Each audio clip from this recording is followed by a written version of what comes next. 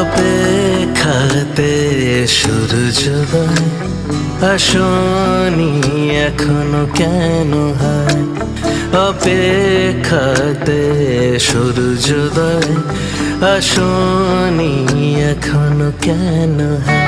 হয়তো আসবে কোনো রক্তিম সকাল হয়ে,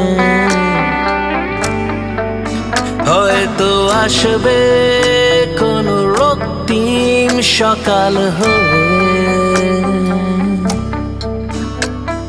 হয়তো আসবে কোনো রক্তিম সকাল হয়ে, হয়তো আসবে কোনো রক্তিম